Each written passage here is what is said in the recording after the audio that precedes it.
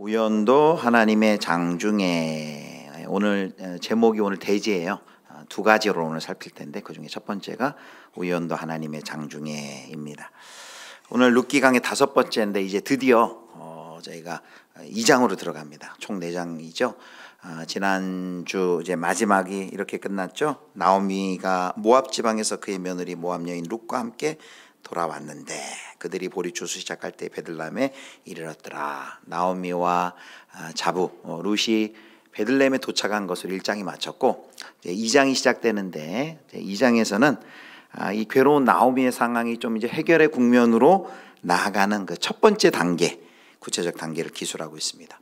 그래서 2장은 이제 크게 세 부분인데요. 오늘 제가 담당하는 7절까지 보아스를 만나기 전까지 이 룻이 어떻게 이삭 죽기에 나섰는지 그걸 제가 오늘 하고, 그 다음에 이제 8절부터 16절까지는 보아스하고 룻의 이제 추수밭에서의 그 대화가 나타나는데 그걸 이제 정지훈 목사님 할 거고, 이제 마지막 2장의 17절부터 23절까지 그 추수밭에서 보아스를 만나고 온 룻이 이제 시어머니인 나오미와 대하는 장면은 이제 전진원 목사님이 이제 설교할 것입니다. 그래서 오늘 제가 맡은 부분은 이제 룻이 보아스를 만나기 바로 직전까지의 이제 상황입니다. 자, 우리 성경 기자는 이제 2장을 시작하면서 새로운 인물 한 명을 소개합니다. 1절 보겠습니다. 1절. 나오미의 남편 엘리멜렉의 친족으로 유력한 자가 있으니 그의 이름은 누구라 합니까? 보아스더라. 이제 보아스를 소개해요. 보아스를 소개하는데 우리가 소개할 때 여러 가지 형식으로 소개할 수 있는데 이렇게 소개하죠. 나오미의 남편 엘리멜렉의 친족이다. 그리고 그는 유력한 자다. 그리고 그의 이름은 보아스다. 여기 친족이라고 돼 있죠. 친족은 구약시대 가장 최소 단위가 아비집이에요. 아비집. 우리가 보통 말하는 가족이라고 하는 아비집, 그 다음에 친족입니다. 우리 교회 제도에서는 교회 다음에 교회 위가 뭐죠? 교회들이 모여서 노회라고 합니다. 노회. 물론 이제 노회 아래 그 시차례라고 있지만은 그래서 교회 다음에 노회, 노회 다음에 총회인 것처럼 이 고대 이스라엘의 가장 작은 사회 단위는 아비집, 그 다음에 그 위가 친족, 친척인데 그 친족 중에 엘리멜렉의 남편 엘리멜렉의 친족이었다. 그리고 유력한 자다. 유력한 자라는 것은 성경의 각주 성경 보면 그 삼하고 밑에 부호 이렇게 되어 있습니다. 부호, 그 부호라는 뜻인데 성경의 다른 곳에서는 이 용어를, 이 단어를 용사라고 번역하게 되어 있습니다. 힘과 용맹성을 지닌 사람, 그런 뜻도 있는데, 그래서 이 유력가라는 것은 돈도 많고 그리고 힘도 센 부와 권력을 겸비한 사람입니다. 탁월한 남자라는 뜻인데, 그래서 이 두 가지 요소, 돈과 권력은 이제 기업을 물을 자, 우리가 고엘이라고 부르는데 고엘이 갖춰야 할 중요한 요소이죠. 그래서 성경 기자가 이야기를 전개하기 전에 먼저 보아스를 고엘로서 행동할 충분한 외적 자격을 가진 자다라는 것을 인물로 소개를 합니다. 그 다음에 이제 엘리멜렉의 친족이라고 소개를 했는데 이게 굉장히 중요하죠. 왜냐하면 보아스가 엘리멜렉의 친족이 아니면 앞으로 이제 나오미의 땅을 기업 물을 수도 없고 그리고 룻과의 계대 결혼도 불가능하기 때문입니다. 그래서 성경 기자가 보아스를 소개하면서 그가 엘리멜렉의 친족이다라는 것을 이제 밝히는 것이죠. 근데 또 친족이라고 저절로 고엘이 될 수가 없죠. 계대 결혼을 만약에 그가 안 하거나 난 기업 안 물러라고 해버리면은 일이 진행이 안 되기 때문에 그 율법을 참 기쁨으로 자신이 희생하며 감당할 각오가 준비가 돼 있어야 되는데 과연 보아스가 그런 멋진 친족이 될지 아직은 모릅니다. 자, 계속해서 보겠습니다. 이제 2절부터 보면 이제 룻기의 저자가 보아스를 소개한 후에 이제 룻이 시어머니인 나오미에게 이제 요청하는 내용이 나와요. 자, 2절 뭐라고 요청하는지 보겠습니다. 자, 같이 읽습니다. 모압 여인 룻이 나오미에게 이르되 원하건대 내가 밭으로 가서 내가 누구에게 은혜를 입으면 그를 따라서 이삭을 줍겠나이다 하니 나오미가 그에게 이르되 내 따라 갈지어다. 아멘. 베들레헴으로 돌아오긴 했는데 나오미하고 그리고 룻 이들을 기다리고 있는 것은 어떤 넉넉한 여유와 기쁨 풍요가 아니었어요. 베들레헴은 다시 이제 추수를 하게 되고 풍성한 이제 수확을 얻었지만 그건 그들 것이 아니었죠. 이제 막 돌아온 그들이 뭐 농사 지은 것도 없고 남편도 자식도 없고, 그래서 양식을 구하자면 굶어 죽을 수밖에 없는 그런 참 애처로운 처지 가운데 있습니다. 더군다나 이제 룻기에 이제 계속 보면 이 이방 여인 이 룻이 그 예루살렘의 그 공동체로부터 이렇게 환대를 받지를 못하고 있는 그런 모습을 보여줍니다. 2절에 보면 뭐라고 표현하냐면 이제 모압 여인 룻하고 나오는데 이제 7절에 가면은 그 보아스의 사환도 이 여인 룻을 지칭해서 이제 모압 여인이라고 이름을 안 부르고 이제 모압 여인이다라는 표현을 씁니다. 그래서 이 룻이 이방 여인이라고 이제 환대도 받지 못하고 있는 이제 그런 상황이었음을 우리에게 보여주는 것이죠. 그런 상황에서 이제 뭐 이삭 죽게 하지 않으면 어머니나 이제 자신은 굶어 죽을 수밖에 없는 것이죠. 그래서 이삭을 죽게 해달라라고 승낙을 요청합니다. 근데 여기 이제 룻의 어머니에게 한 말 중에 보면 이제 우리 성경에 번역되지 않은 그 제발, 영어로 please라는 제발이라는 그 히브리 단어가 있어요. 제발 나로 밭에 가게 해주세요라고 이제 간청을 하고 있는 것을 봅니다. 왜 이렇게 룻이 어머니를 향해서 이런 요청을 하는 것이죠. 이 룻이 이미 오기 전에 어머니에게 어떤 약속을 했어요? 어머니께서 가시는 곳에 나도 가고 어머니께서 유숙하시는 곳에 나도 유숙하겠나이다 라고 맹세했는데, 그 충성, 어머니를 향한 충성, 그 어머니와 함께 하겠다는 그 어머니를 향한 그 돌봄, 그 결심을 실제로 책임을 지고 행동에 옮기는 모습입니다. 그러니까 자기가 한 말에 대해서 이렇게 충성되게 책임을 지는 룻의 모습, 시어머니에게 그 충성과 헌신의 모습을 보이고 있는 그런 모습이죠.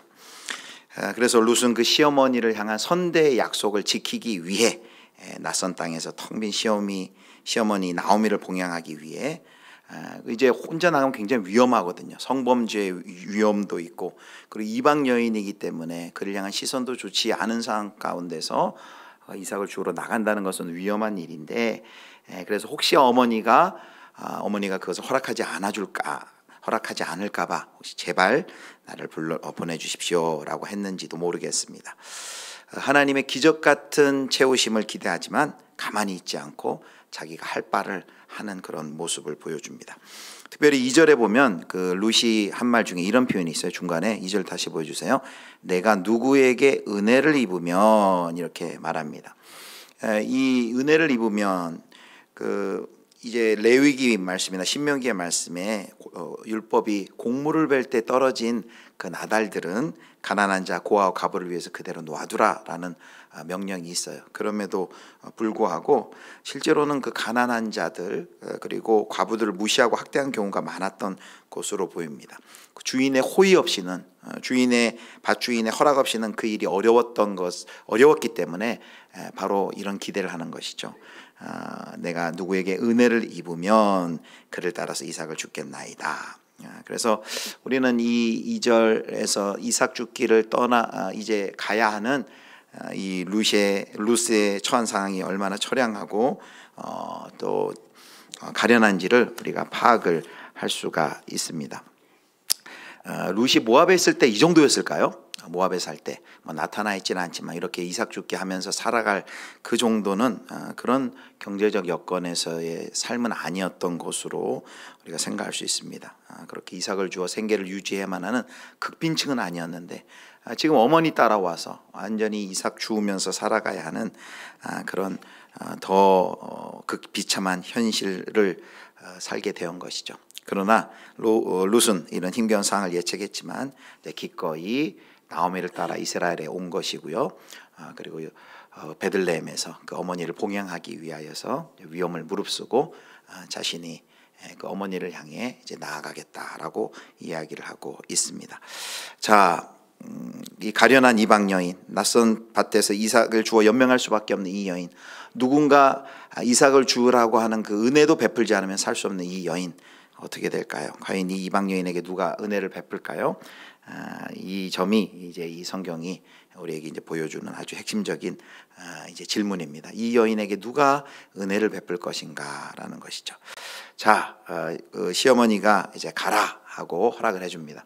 짧게 얘기해요. 그래서 혹자는 또 너무 시어머니가 기다렸다는 듯이 가라 한 것이 아니냐, 뭐 주의의 사항도 얘기해야 되고 좀 조심시켜야 되고, 그런데 성경의 기자는 그 대사를 안 줘요, 시어머니에게. 그것은 그래서 뭐 그 나오미를 막 그 비난하는 사람도 있는데, 그건 비난할 일이 아니라 성경 기자의 관심이 지금 룻에게 있기 때문입니다. 룻이 지금 보아스를 만나는 그 일로 지금 빨리 나아가기 위해서 이렇게 대사를 나오미에게 안 주는 것이지, 그냥 단 두 마디로 가라고 했다고 그러니까 무책임한 거라고 생각할 수는 없습니다. 자, 이제 나오미의 어머니 허락을 얻은 룻이 이삭을 주러 나갑니다. 우리 3절 말씀 같이 보겠습니다. 3절 같이 읽겠습니다. 룻이 가서 베는 자를 따라 밭에서 이삭을 줍는데 우연히 엘리멜렉의 친족 보아스에게 속한 밭에 이르렀더라.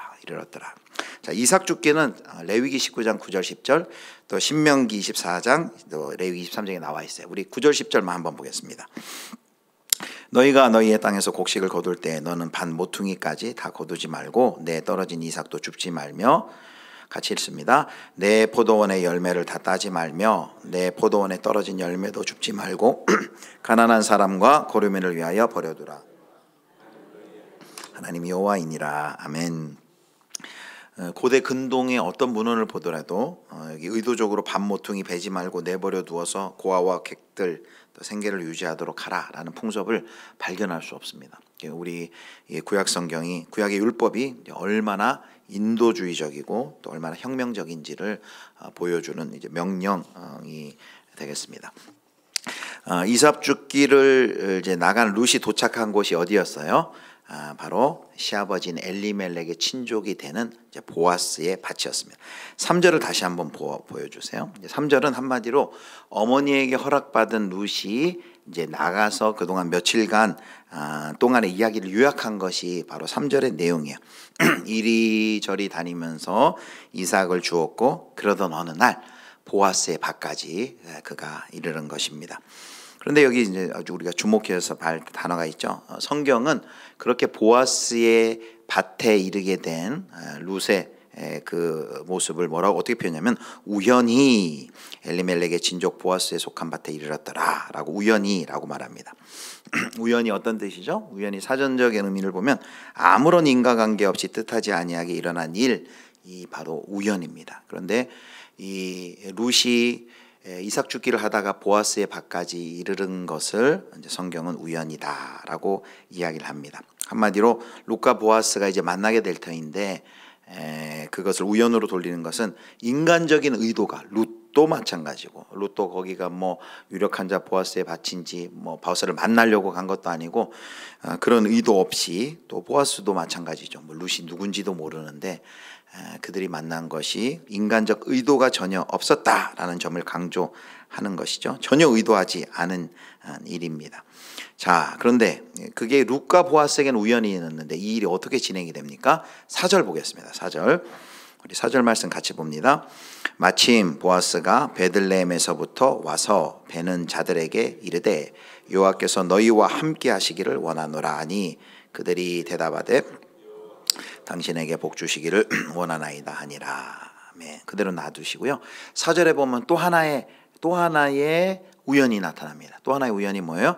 마침 그 시각에 그 룻이 보아스의 밭에 있을 때 마침 보아스가 베들레헴에서부터 와서 베는 자들에게 이르되, 보아스가 출현한 것이죠. 여기 이제 마침이라는 이 뜻은 바로 그때 이런 뜻입니다. 바로 그때. 그리고 놀랍게도라는 그런 뜻이 있어요.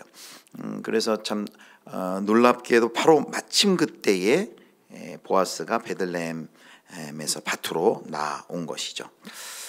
우리는 우리 그 보아스와 룻에게는 우연이지만 우리는 여기서 뭘 느낍니까? 뭘 우리가 발견할 수 있습니까? 모든 것을 세미하게 인도하시고 이끄시는 하나님의 그 손길을 우리가 여기서 보게 됩니다.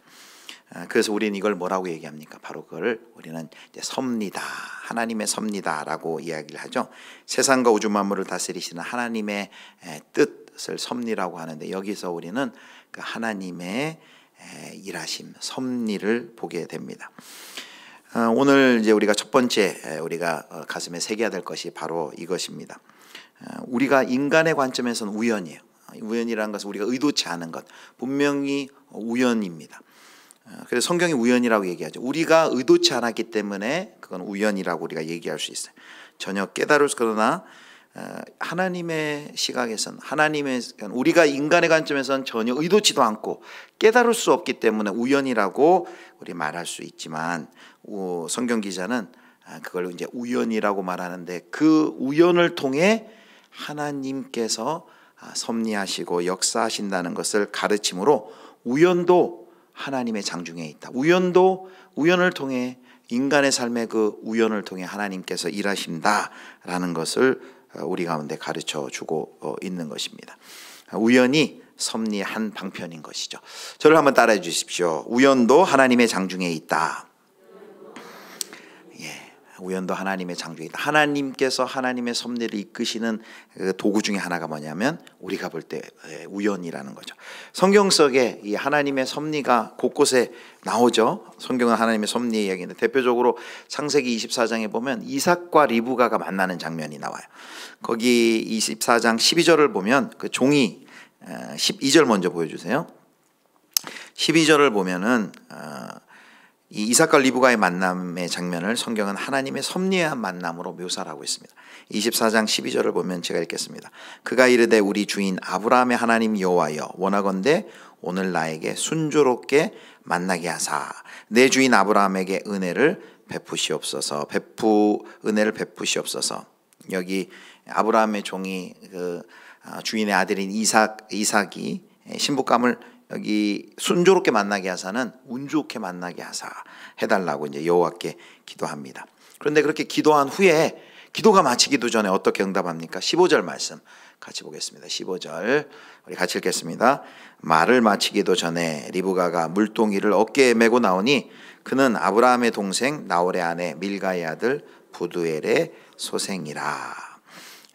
여기 순조롭게 만나게 하사라는 이 동사가 바로 룻기 2장 3절에 쓰였던 같은 동사입니다.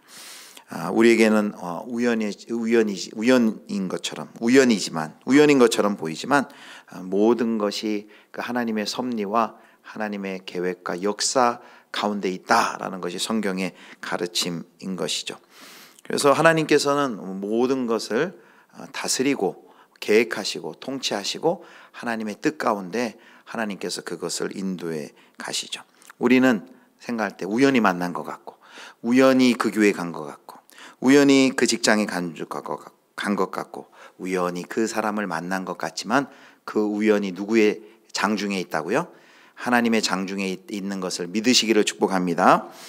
그래서 그 어느 복음성가 가사에 그런 말이 있잖아요. 우리 만남은 우연이 아니야라는 그런 것도 있죠. 우리 만남, 뭐 그런 뜻은 아니지만, 그 노사연 씨 노래 보면 우리 만남은 우연이 아니라는데, 정말 우리가 만난 것, 우리 삶 속에서 일어나는 모든 일들, 우리에게는 우연이지만 하나님의 손 안에서 하나님의 섭리의 도구가 돼서 하나님의 선한 뜻을 하나님께서 이루어 나가신다는 거죠. 그래서 우리가 이제 기도하면 이런 우연 같은 일이 많이 일어나요. 우리가 이제 기도한 다음에 어떤 일이 일어나면 그거 우연히 일어난 일이지 이렇게 얘기를 하죠. 근데 기도하는 사람에게는 그런 우연한 일들이 많이 일어나는 것이죠. 왜냐하면 기도할 때 하나님께서, 우리가 기도하면, 우리가 일하면 우리가 일하지만 우리가 기도하면 하나님이 일하시기 때문에 기도할 때 막 우리가 볼 때 우연 같은 일이 막 일어나는 것이죠. 하나님이 그 우연을, 하나님이 일하시기 때문에, 하나님이 역사하시기 때문에, 섭리하기 때문에 우리 가운데 기도를 통해 그 우연 같은 일을 경험하게 하시는 것이죠. 이것이 오늘 우리가 첫 번째 기억할 일입니다. 우리의 삶 속에 모든 우연 같은 일이 있지만 그 우연은 하나님의 섭리의 도구가 되어서 하나님께서 하나님의 선하신 뜻을 이루어 가시고 역사하신다라는 것을 기억하시기를 축복합니다. 자, 그 다음에 이제 2장 4절을 다시 한번 보여주시면요. 거기 이제 보아스가 딱 주인이 나타나는데, 주인이 나타난 평소에 보아스하고 종들과의 관계가 어땠는지를 보여줍니다. 여기 주인이 딱 나타나 그들을 축복합니다. 너희와 여호와께서 너희와 함께 하시기를 원하노라. 그러니까 종들도 주인을 향해서 그들도 여호와께서 당신에게 복 주시기를 원합니다 라고 이렇게 서로 축복해주는 아름다운 모습이 있습니다. 학자들은 여기 인사는 좀 더 특별한 의미가 있을 것이다. 보통 이스라엘 사람들이 샬롬 하고 인사하는데 여기 하나님의 임재의 축복을 빌어주는 것은 이때가 이제 추수기였는데 수확한 기쁨으로 한 추수 때 하는 그 특별한 또 인사다라고 이렇게 또 해석하는 학자들도 있습니다. 어찌 되었든 지금 보아스와 그 보아스의 종들이 서로 축복하면서 해주는 이런 인사는 참으로 아름다운 모습입니다. 우리 이 말씀 읽으면 우리 삶 속에서도 우리도 이렇게 경영자가 있고 또 일하는 노동자들이 있고 또 선생님이 있고 제자가 있고 또 상관이 있고 군대에선 부하가 있고 또 목자가 있고 목원이 있고 교회에서는 이런 모든 관계들 속에서 누가 높고 낮고 그것이 아니라 서로를 이렇게 축복해주는 그런 사랑의 공동체가 되면은 참 좋겠다라는 그런 생각을 해봅니다. 자, 이렇게 참 이 보아스가 사람을 향한 따뜻한 시선이 있었던 것 같아요. 그가 높다고 뭐 에헴 하는 것이 아니라 먼저 그 수고하는 그 일꾼들에게 가서 여호와 하나님이 여러분과 함께 하기를 원합니다라고 축복해주고 참 수고가 많습니다 이렇게 격려해주고 축복해주기 위해서 왔죠. 자, 그런데 가만히 보니까 이 보아스가 저기 보니까 그 평소에는 못 보던 웬 여인 한 명이 서 있는 거예요. 서 있는 것을 보게 됩니다. 자, 그러니까 질문을 하는 거죠. 5절 말씀 보겠습니다. 5절 말씀. 자, 보아스가 베는 자들을 거느린 사환에게 이르되 이는 누구의 소녀냐 하니, 이제 베는 사람들 중에서도 이제 그들을 또 인도하는 리더가 있었을 거 아닙니까? 그 사환에게 저기 있는 저 소녀는 누구냐라고 질문을 한 것이죠. 어떤 해석자는 또 이걸 또 이상하게 해석해요. 보아스가 룻에 대한 특별한 이성적인 관심을 가졌기 때문에 이렇게 이런 질문을 했을 것이다. 뭐 이런 건데 그건 이제 이 시대의 어떤 뭐 남녀만 만나면 어떤 로맨스 현대적 개념을 이제 본문 안에 집어넣는 것인데 이걸 아셔야 됩니다. 여기 이 소녀가 누구냐라는 이 뜻이 이 소녀는 누구에게 속한 여인이냐 이런 뜻입니다. 그 당시에는 여인이 결혼 전에는 아버지에게 속해 있었고 결혼 후에는 남편에게 속해 있었습니다. 그래서 이건 통상적인 질문입니다. 저 여인이 누구에게 속해 있느냐라는 것은 통상적이고 그냥 일반적인 질문입니다. 그러자 이제 보아스의 질문에 그 사환이 대답을 하죠. 그 대답이 이제 오늘 본문 마지막 6절 7절이에요. 자, 제가 6절 우리 성도님들이 7절 읽어주세요. 베는 자를 거느린 사환이 대답하여 이르되 이는 나오미와 함께 모압 지방에서 돌아온 모압 소녀인데 7절 같이 읽습니다.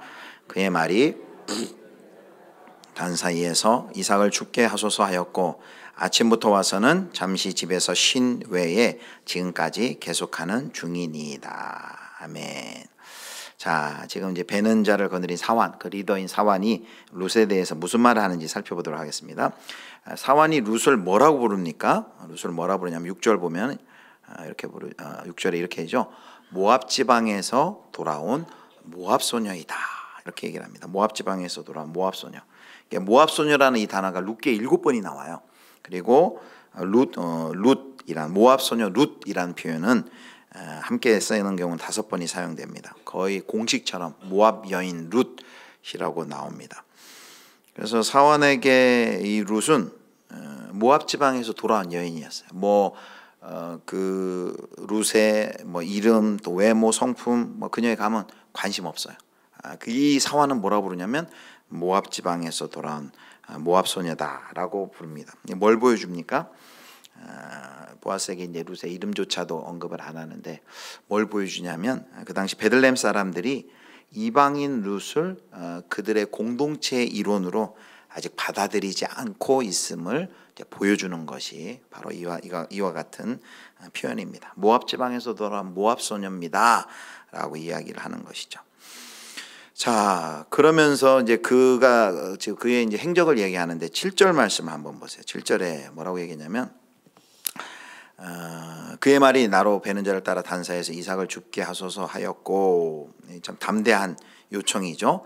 베는 자를 따라서 그 추수하는 가운데 따라다니면서 이삭을 죽게 해달라라고 이렇게 요청을 했는데, 그 뒤에 보면 이렇게 되어 있습니다. 아침부터 와서는 잠시 집에서 쉬네 지금까지 계속하는 중이니이다. 마치 우리 개혁 성경을 보면은 지금 룻이 그 허락을 받아서 일을 하고 있는 것처럼 그렇게 느껴지는데, 그렇지 않습니다. 여기 개혁 성경은 계속 일하고 있다는 뉘앙스로 번역했지만 여기 쓰인 동사, 그 동사는 서 있다라는 동사예요. 그러니까 아직 허락을 받지 못한 거예요. 주인이 허락해 주지 않으면은 허락하지 않으면 그 이삭 죽기를 할 수 없어요. 주인의 허락을 받기 위해서 끈질기게 서 있는 모습입니다. 그래서 세번역 성경은 그래서 이렇게 번역을 해놨어요.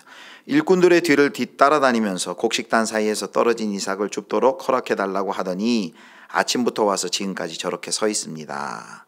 아까 여기 밭집에서 잠깐 쉬었을 뿐입니다. 이렇게 얘기를 합니다. 룻이 지금 언제 돌아올지도 모르는 밭 주인을 지금 꿋꿋하게 기다리고 있는 거예요. 담대한 요청을 한 다음에 주인이 올 때까지 저는 그렇다면 기다리겠습니다라는 그 롯의 끈기와 그 인내의 성격을 보여주는 것이죠. 그 시어머니를 선대하고 충성하려는 그 결심을 책임지려는 그 롯의 이 담대한 용기. 제가 허락해 주시면은 이제 그 베는 자를 따라서 단사에서 이삭을 죽겠습니다. 허락을 득하고 허락이 아직 안 떨어지니까 계속해서 허락을 받을 때까지 꿋꿋하게 기다리는 룻의 끈기와 인내를 보여주고 있습니다. 또 한 가지, 아직도 얘기한 것처럼 아직도 모함녀의 눈으로 룻으로 베들레헴 공동체 가운데 받아들여지지 않은 이방여인 불쌍한 처지를 보여줍니다. 그러나 많은 신학자들이 7절에 이 룻의 꿋꿋이 그 자리에 서 기다리는 모습을 통해서 룻의 어떤 면을 이야기합니까? 그 룻의 겸손하고 그리고 근면한 모습을 이 대목에서 모든 학자들이 다 발견하는데 일치를 보여주고 있습니다. 사랑하는 성도 여러분, 우리가 이제 두 번째 기억해야 될 것이 있는데요. 그게 뭐냐면 룻이 자기 시어머니를 향한 선대의 약속을 아주 성실하게 지켰어요. 그래서 그 선대의 약속을 지키기 위해서 열심히 자기가 할 수 있는 모든 지금 할 수 있는 할 바를 지금 하는 거예요. 책임을 다하는 거예요. 그리고 그렇게 열심히 일하려는, 우리는 뭐 결론을 알고 있지만 이제 다음 주에 언급이 되어 있지만 바로 그렇게 자기의 책임을 다하고 열심히 일하는 룻을 통해 하나님의 손길이 룻을 인도해서 바로 보아스의 밭까지 이르게 한 것이죠. 룻은 자기들을 살리실 것이 하나님의 뜻이라면 하나님이 어떻게 하든지 우리 먹여 살리시겠지 하면서 그걸 확신하면서 그냥 집에 머물러 누워 있지 않았습니다. 적극적으로 추수밭에 나가서 이삭 죽기를 결정하고 행동에 옮긴 거죠. 우리는 이제 하나님의 뜻을 생각할 때 좀 오해할 때가 많습니다. 잘못 이해하고 엉뚱하게 적용하는 걸 볼 수 있어요. 하나님의 뜻이라면 내가 아무것도 안 해도 하나님께서 다 하시겠지. 학생이 하나님의 뜻이라면, 하나님이 내 삶을 인도하신다면 내가 공부 안 해도 하나님께서 생각나게 해서 좋은 시험 성적으로 하나님이 원하시는 곳 보내주시겠지, 이렇게 생각을 할 수 있습니다. 하나님의 뜻이라면 내가 전도하지 않아도 어차피 하나님이 구원하실 분인데 내가 전도 안 해도 때가 되면 하나님께서 알아서 다 택한 사람 다 구원하시겠지 라면서 전도를 하지 않을 수 있습니다. 여러분, 이게 맞는 말일까요? 예. 그래서 제가 전에도 한번 얘기한 적이 있는데 어떤 사람이 너무 가난하니까 하나님한테 간절히 기도했대요. 하나님, 복권 좀 당첨시켜 주세요. 복권 좀 당첨하게 해주세요. 하나님이 그를 불쌍히 여기면서 꿈속에 나타났대요. 뭐라고 얘기했을까요? 야, 복권이라도 좀 사고서 기도해라. 복권이라도 좀 사고서 복권도 안 사놓고 기도하는, 마치 그런 식으로 우리가 하나님의 뜻을 왜곡할 수가 있는 것이죠. 하나님께서 책임을 다하는 룻의 이 모습을 하나님께서 귀히 보시고 또 그 룻의 우연한 발걸음을 인도해 주셔서 보아스의 밭에 이르게 하셨습니다. 룻처럼 자신의 한 말에 책임을 지고 자신에게 주어진 작은 일에 최선을 다할 때 하나님께서는, 우리의 최선을 다할 때 하나님께서는 그 우연이라고 보이는 우연도 하나님의 섭리 가운데 있다고 우리가 고백한 것처럼 그분의 섭리 가운데 그 발걸음을 인도하여서 보아스의 밭에 이르게 하고 이제 보아스를 만나게 하고 이제 그 은혜를 그가 받을 수 있도록 하나님께서 그를 인도해 주시는 것이죠. 사랑하는 성도 여러분, 오늘 말씀을 맺겠습니다. 오늘 두 가지를 살펴봤어요. 첫 번째는 우연처럼 보이는 일도 우연도 하나님의 장중에 있다. 저와 여러분은 던져진 주사위, 우리의 인생은 던져진 주사위가 아닙니다. 우연의 연속이 아니에요. 우리 눈에는 우연이라고 고백할 수밖에 없는 그런 일처럼 일들이 가득하지만 때때로 그 뉴스 보면 그런 경우가 있잖아요. 식당에서 어떤 분이 갑자기 밥 먹다 쓰러지죠. 뭐 심장마비가 온지. 그런데 하필 그때 경찰관이 옆에서 식사하다가 그분이 그 쓰러진 걸 보고 심폐소생술 해가지고 살려지는 경우가 있죠. 우연처럼 보이는 일. 이거 다 우연이죠. 누가 경찰이 그 시간에 누가 쓰러질 줄 알고 그 식당에 가서 밥 먹었겠어요? 근데 우리 삶 중에 보면 막 그런 일들이 많이 있죠. 우연처럼 우리가 다 계획할 수 없고 준비할 수 없지만 우리는 의도할 수 없는 우연이 가득한 이 세상이지만 하나님께서 그 우연도 하나님의 섭리의 수단이고 우리의 삶 속에서 우리를 세밀하게 인도해 가신다는 것, 여러분 첫 번째 우리가 기억할 것입니다. 두 번째는 오늘 이 룻의 모습. 룻이 그 하나님의 은혜를 기억한다면서 그냥 어머니와 함께 그냥 배 굶고 방 안에 있는 것이 아니라 그가 할 수 있는 최선의 일. 근데 그가 하려고 할 때 위험이 있었어요. 사람들의 시선도 이방 여인이라고 좋지 않았고 그리고 위험한 일들도 있을 것인데 그가 자기가 한 그 책임, 자기가 한 그 어머니를 향한 선대의 말을 지키기 위해서 그가 책임을 다할 때 하나님께서 그의 발걸음을 선하게 인도해 주셔서 보아스의 밭까지 이르게 하는 것을 볼 수 있습니다. 우리의 우연한 발걸음도 이끄시는 신실하신 하나님을 믿고 이웃의 텅 빈 삶을 채우기 위하여서 이삭을 주우러 나갈 때 하나님의 은혜와 하나님의 인도하심을 경험하시는 저와 여러분 되실 수 있기를 주님의 이름으로 축복합니다.